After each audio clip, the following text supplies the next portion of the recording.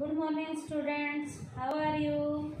Today's topic is why is insurance needed? Why is insurance needed? यह है आपका advantages और इम्पोर्टेंस ऑफ इंश्योरेंस।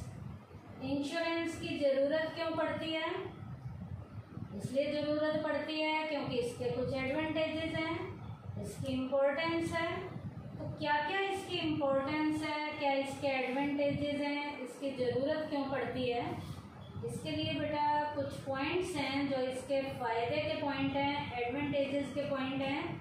जिसमें पहला पॉइंट है आपका प्रोवाइडिंग प्रोटेक्शन। इंश्योरेंस हमें क्या देता है? प्रोटेक्शन देता है, सुरक्षा देता है। Insurance provide protection. Protection can be either protection for life or protection for property. बेटा इंश्योरेंस जो हमें यहाँ प्रोटेक्शन देता है वो प्रोटेक्शन हमारी लाइफ से रिलेटेड भी हो सकती है, वो प्रोटेक्शन हमारी प्रॉपर्टी से रिलेटेड भी हो सकती है। Life insurance compensate if there is loss of life. Life insurance हमें प्रोटेक्शन किससे देता है? लाइफ से रिलेटेड प्रोटेक्शन देता है। लाइफ इंश्योरेंस किससे प्रोटेक्शन देता है? लाइफ से प्रोटेक्शन देता है। अब बेटा इंडिमनिटी इंश्योरेंस हमें प्रोटेक्शन किससे देगा? प्रॉपर्टी से देगा। तो इसका मतलब इंश्योरेंस हमें क्या देता है? प्रोटेक्शन देता है। लाइफ इंश्योरेंस लाइफ से प्रोटेक्शन देता है, और जो जर्नल इंश्योरेंस है जिसपे इंडिमनिटी होती है वो इंश्योरेंस हमें प्रॉपर्टी में प्रोटेक्शन देता है। उसके बाद सेकंड पॉइंट इसके एडवांटेजेस का है, इसकी ज़रूरत हमें क्यों पड़ती है। सेकंड पॉइंट है इन्वेस्टमेंट एलिमेंट। निवेश तत्व इसमें शामिल होता है। कौन सा element? Investment. A life insurance contract provide not only protection but also help in investment. बेटा ये जो इंश्योरेंस है जिनमें लाइफ इंश्योरेंस की बात कर रहा है कि ये प्रोटेक्शन तो देता ही देता है, प्रोटेक्शन के साथ हमें इन्वेस्टमेंट भी देता है। कौन सा इंश्योरेंस? लाइफ का इंश्योरेंस। कैसे?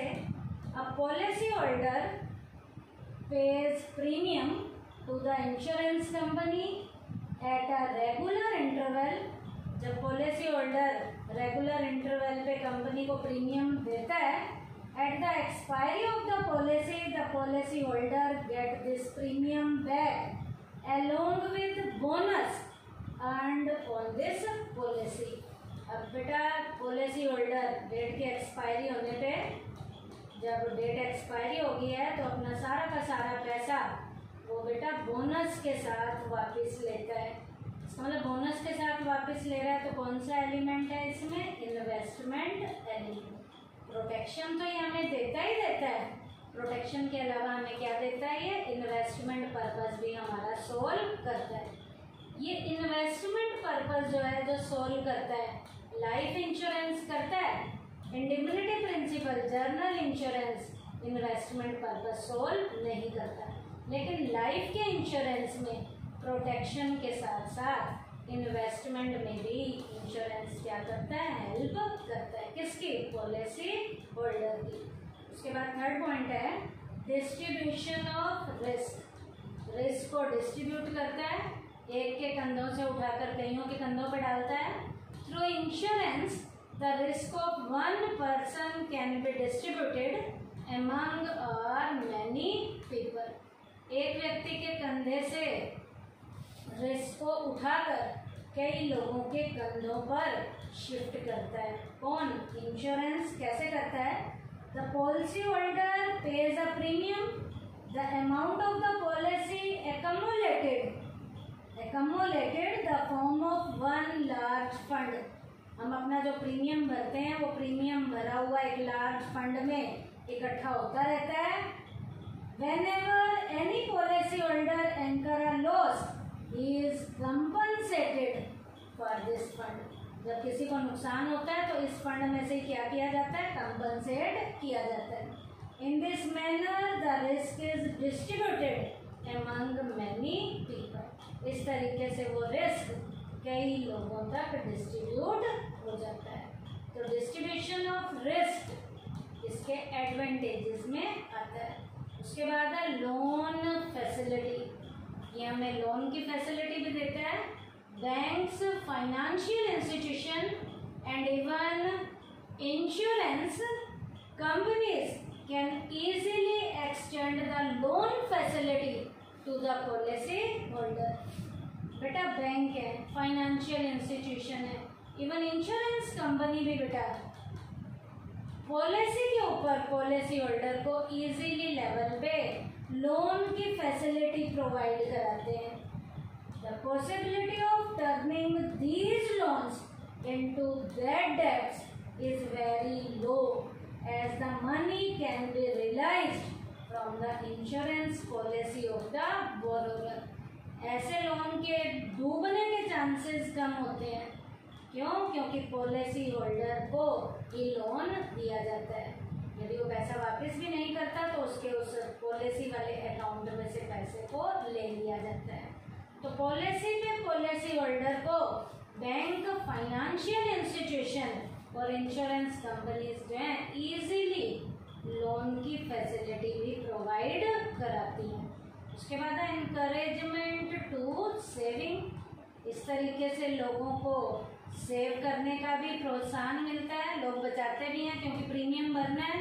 नहीं प्रीमियम भरेंगे तो टाइमली जो है जुर्माना लग जाएगा, यहाँ पर जो है पेनल्टी भरनी पड़ेगी। Under the insurance contract every policy holder has to pay a premium on the insurance policy. हर पॉलिसी होल्डर को इंश्योरेंस की पॉलिसी पे प्रीमियम पे करना पड़ता है। If the premium is not paid, chances of penalty or cancellation of policy increases।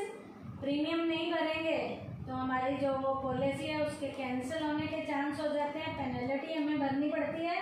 And every policy holder try to save money to pay the premium on time.